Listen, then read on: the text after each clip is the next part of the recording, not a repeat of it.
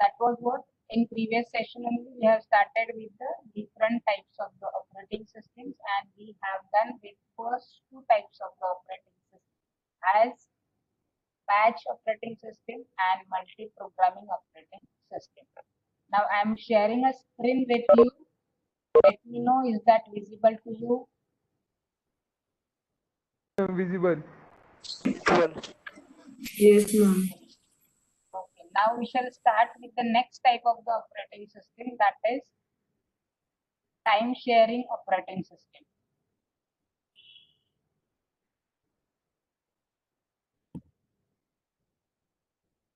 Going back to my time sharing operating system screen. Well, already now we shall not revise what we have learned. We have just reminded what we have learned last time, right? I am there, right? Can hear me? Yes, ma'am.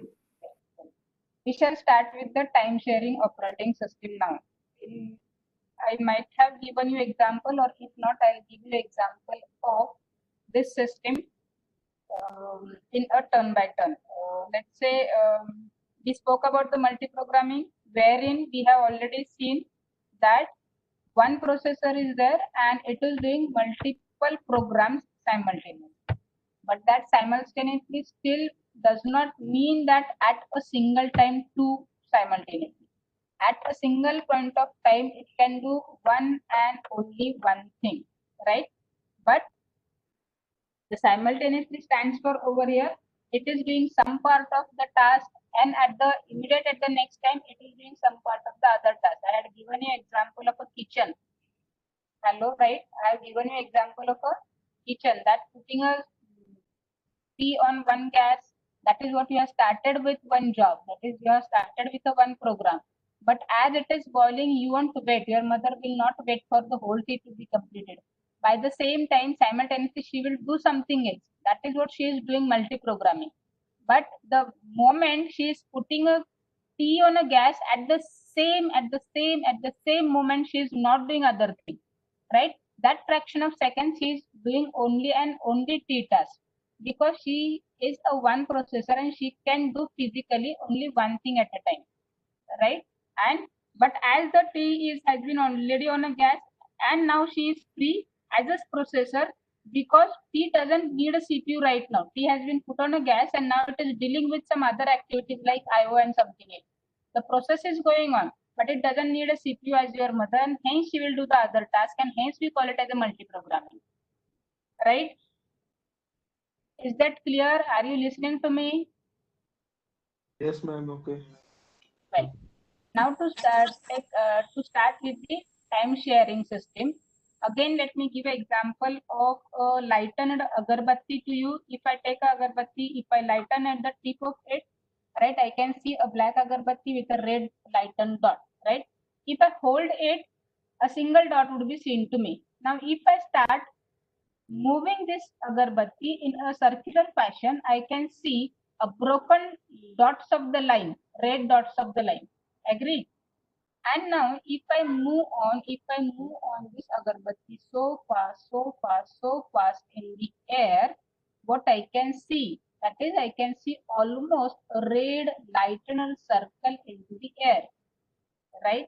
But now what is the fact? The fact is a single red dot with me, but what I can see a red circle in the air. So ultimately, it is the illusion effect to my eyes. Ultimately, it's the illusion effect to my eyes, as I can see all the dots of the air are lightened, but at a time only one dot is lightened. That is same thing is happening with the processor.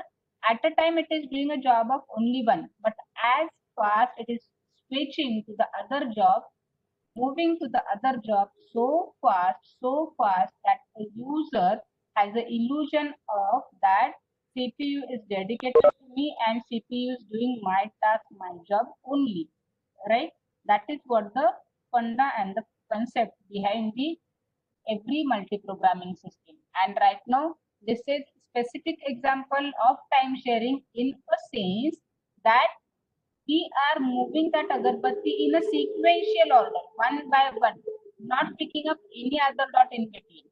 In case of multi-programming, it could decide to pick up any dot in between. Let's say dot number 1, dot number 10, dot number 15, zigzag fashion. But this circle is what? Sequentially, it is picking up the next dot in the line.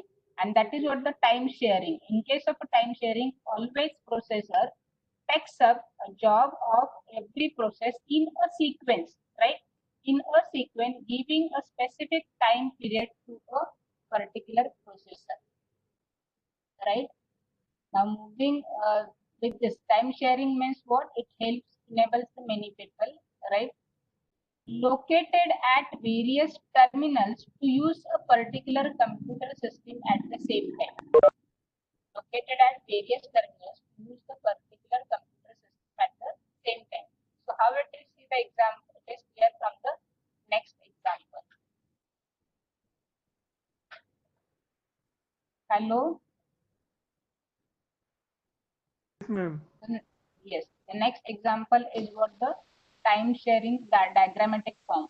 Now, in case of a time sharing, one is said to be a central system, and others are your terminals. These others are your terminals. Terminal 1, 2, 3. Now, to give an example of it, you might have executed your data DBMS queries into the lab, in which you might be aware that you were typing your SQL queries on your machine. We can call those machines as terminal, and had a SQL server in our lab, right? That is perfect example of it, of this scenario only, right? Of this scenario only. That is large central system of your server, terminal were your machines from which you are typing your queries. So in case of our example, you type in query from your computer system, from your terminal. Query goes to the system, that is the server, right? Query goes to the server. Query gets executed on the server and sends the result back to the terminal. Query gets executed on the server and it is sent back to the your client system, that is your terminal, right? So this terminal sends the query to the server. Server executes this particular query over here, and then it sends back the result back to the terminal. Now, what terminal does? Terminal simply displays those results on the screen. But you feel that my system is executing this thing, but this terminal is not executing the query. Your server, large central system, is responsible for executing. So this was the example of it. Now in turn by turn, it will take terminal 1, then terminal 2, and so on in a sequence, right? It will take all these processes into the sequence. Now how actually it performs is based on the different algorithm it follows. Now going back to this, what the processor's time is shared. Processor's time is shared among the multiple users simultaneously, right? As the term as the time sharing. Now here the time slice is one more concept, that is as it is said that the processor's time is shared, right? Time in what sense? So just after the central server, it has some policy decided already with it. It will you decide upon with some time slice, right? A maximum shortest time period, right? A shortest time period for which a maximum period can be served, right? For example, if it is a 2 second, it means that processor will serve terminal 1 maximum for the 2 seconds. Processor will serve the terminal 2 maximum for the 2 seconds and so on, right? And this your processor will go on switching between them, and but this switching will occur so frequently, right? Is that clear? And to elaborate more on this example, I can say if time slice, let's say my time slice 2 has been decided, right? Let's say my time slice 2 has been decided, that is 2 milliseconds, 2 seconds, let's say. Normal it is in terms of very smallest unit. If it is 2 seconds, what it will do? My server will pay attention to the terminal 1. As our example of light and dot, it has to go in a circular fashion, right? Taking one by one. Take terminal 1, take terminal 2, take terminal 5, for example. Once pi is done, again it will come back to the terminal 1, right? Terminal 1, terminal 2, let's say terminal pi. Terminal pi in a sense job from the terminal pi. Once the pi is done, again it will come back to the terminal 1, right? In a cyclic fashion. Now speaking about the example of this time slice. Time slice is what? The maximum time for which particular processor, particular terminal would be served, right?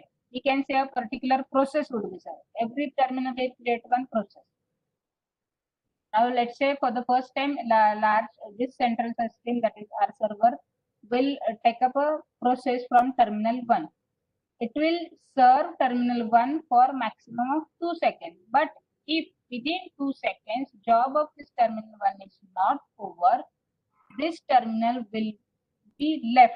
The job, the process of terminal will be left, and your server will switch to the terminal 2, because this is the maximum time for which your process can be taken for handling, right? And it will shift to the terminal 2. Now again it will do the job of the terminal 2, and now it will do the job of the terminal 2 maximum for the 2 seconds. Again it will shift ahead. Now let's say terminal 2's job gets over just within 1 second. If it is so, your server, your processor will not waste the next 1 second waiting, because कि आपको 2 minute 2 second दिए थे, अभी मैं यहाँ पे wait करूँगा. No, it will proceed further, right? So the two examples, what it explains you, if within that given time slice of 2 seconds, if a particular job is not over, it will be left incompleted and your processor will move ahead doing the job of other, and so on.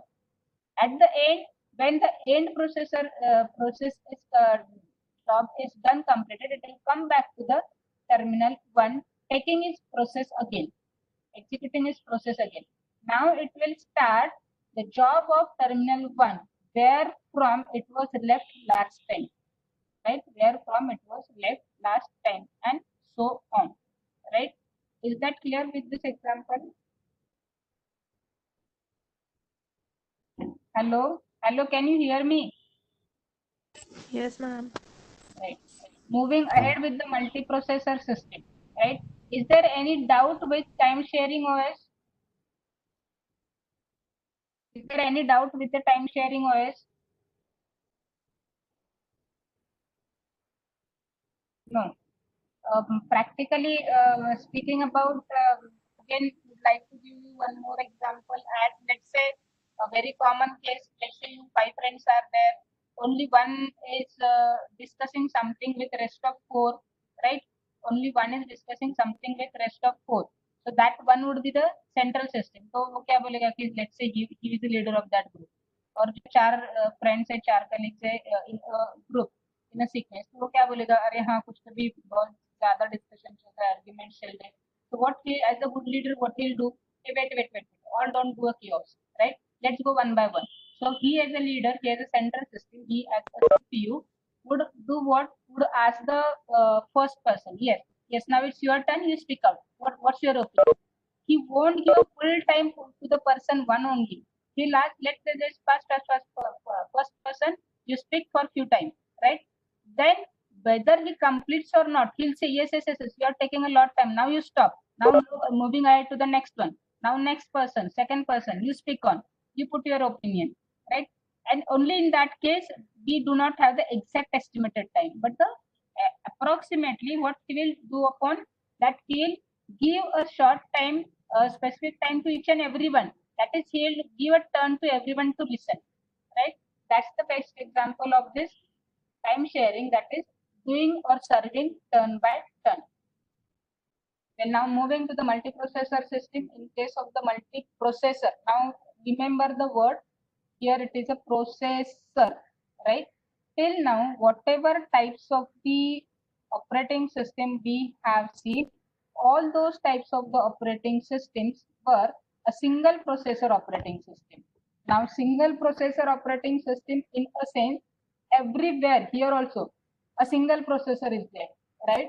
But in case of multiprocessor, now there would be more than one number of the CPUs in a single system.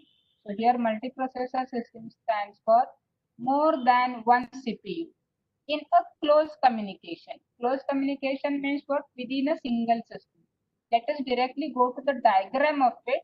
What this diagram speaks you, this whole is a single system. This whole is a single system. CPU 1, 2, 3, 4 and so on. Right? But all are a part of a single system and hence they all are closely placed. They all are sharing a common memory, right? They all are sharing a common memory. They have few of their devices, few of their resources independently, like their own registers, their own cache and all. That is simply you can say a separate CPU, but the other communicating, that is the communication link, memory, that has been shared and hence they are tied together. Hence they are tied together and hence it is called as tightly coupled system, right? Because all CPUs are within a single process, single system, single unit, and they all are sharing few of the resources as their memory, as their buses, transmission media lines, and all. Hence, it is called as the tightly coupled system. It is also called as the parallel system. Now, why parallel system? Because again see the example over it. Till now what we said, that single processor, a single process, a single CPU is in existence, so physically at a time वो एक ही काम कर सकता है. Example of a kitchen, mother physically at a time, at one particular moment she can handle only one job, but simultaneously कैसे कर रहे हो, मैनेज कर रही है कि एक को चढ़ा के रख दिया, फिर दूसरा हाथ में ले लिया, वो कुछ भी काम करे, फिर तीसरा हाथ में ले लिया. बट ऐसे कि नहीं कि एट अ टाइम वो तीन तीन काम दो ही हाथ में लेके बैठे. This is not at all possible, right? Our second example of your group discussion, one leader and 4 to 5 are discussing. उसने क्या किया लीडर ने कि आप, व्हाट लीडर से, that person 1 you speak, I am listening to person 1 only, I am listening to person 1 is what, that leader is a CPU and listening is the job of the CPU, listening to one only, person 1 only. Turn by turn कर रहे हैं. आपको लग रहा है कि multi programming कैसे हो रहा है कि टर्न बाय टर्न सबका टर्न आना है तो सबका लिसनिंग हो रहा है. So single person is listening to all of them. वो मल्टी प्रोग्रामिंग कर रहा है मतलब सबको सुन रहा है, but still at a time वो एक को ही सुन रहा है, राइट? वो at a time one moment, सारे के सारे तो एक साथ बोल नहीं रहे तो पूरा क्योस हो जाएगा, राइट? और मदर एट अ टाइम सारे के सारे काम नहीं कर रही है, तो फिजिकली एक ही काम हो रहा था क्योंकि एक ही प्रोसेसर था, एक ही मदर थी, एक ही लीडर था, right? Now in our case of the multi processing, CPUs are doubled. Kitchen में एक के पास और भी कोई है, मम्मी भी है और आप भी है, फिर आप at actual one particular moment she is doing one task at the same time, आप दूसरे गैस पे दूसरा भी काम कर सकते हैं इमीडिएटली. आपके दो ग्रुप से दो लीडर है, आपके ग्रुप में दो लीडर आ गए, चार लोगों की बातें सुननी, तो लीडर 1 बोलेगा कि अरे हाँ मैं पार्टिसिपेंट 1 की बात सुनता हूँ, तब तक तो पार्टिसिपेंट 2 को भी बात करने के लिए बोल. In that case two CPUs, two leaders, they are at the same time they are listening to two separate people, right? तो वो क्या कर रहे हैं, पैरेलली काम कर रहे हैं और मल्टी प्रोग्रामिंग तो हो ही रहा है. मल्टी प्रोग्रामिंग पहले लीडर के साथ भी हो रहा है, मल्टी प्रोग्रामिंग दूसरे लीडर के साथ भी हो. पहला लीडर 5 लोगों की बातें सुन रहा है, दूसरा लीडर 5 लोगों की बातें सुन रहा है. क्या हो रहा है, टोटल 10 लोग हो रहे हैं, right? And all those 10 are doing the job at the same time. Let's say कि 10 दोनों ग्रुप को 10 मिनट दे तो 10 मिनट पे पहला ग्रुप का 5 लोगों से साथ बातें खत्म हो जाएगी और 10 at the during the same 10 minutes तो दूसरा ग्रुप है उनकी भी बातें खत्म हो जाएंगी. सो कंक्लूजन क्या है, आउटपुट क्या है कि 10 मिनट में दोनों ग्रुप का काम हो गया. So during 10 minutes, 10 people have finished discussing. Instead of this, if there would have been only one group and only one leader, rather only one CPU, only one leader, उसे क्या करना पड़ता, पहले 5 लोगों की बातें सुनने के लिए 10 मिनट, उसके बाद उसे अलग से 10 मिनट देने पड़ते वो दूसरे 5 लोगों की बातें सुनने के लिए. तो 10 + 10 उसको 20 मिनट्स लगते. क्यों? क्योंकि वो अकेला लीडर है, अकेला CPU. भले ही वो मल्टी प्रोग्रामिंग कर रहा है, भले ही सारे लोगों को सुन रहा है, लेकिन एट अ टाइम एक को ही सुन सकता है, इसलिए उसको 10 लोगों की बातें सुनने के लिए 20 मिनट लगने वाले. अगर 2 लोग सुनने के लिए 2 प्रोसेसर है तो उसको कितने मिनट लगेंगे, में उसका काम हो जाएगा. Same thing is happening with this multiprocessing system. That is, one number of the processors are here and hence ये प्रोसेसर जब काम कर रहा है तो दूसरा भी प्रोसेसर साइमल्टेनियसली काम कर रहा है. ये वाला प्रोसेसर है बहुत सारे प्रोसेसर्स को हैंडल कर रहा है. सिमिलरली सेकंड वाला भी बहुत सारे प्रोसेसर्स को हैंडल कर रहा है. राइट. तो करे बाबा. Now let's see the type of multiprocessing: asymmetric multiprocessing and symmetric multiprocessing. Now what is asymmetric is what each processor is assigned a specific task. Specific task मतलब क्या? हर एक प्रोसेसर की कोई तो भी खासियत होगी, वो वही काम करेगा अच्छे से, वो लेकिन वो दूसरा काम नहीं करेगा. In case of symmetric, all are at the equal level. Every processor performs all tasks. Right? Every processor performs all the tasks. So in case of a symmetric, all processors in the sense CPUs, all CPUs are at the equal level. हर कोई काम कर सकता है. Right? So there won't be bossing of anyone कि तुझे ये काम करना है. There won't be a job allocation also कि हर कोई काम कर सकता है.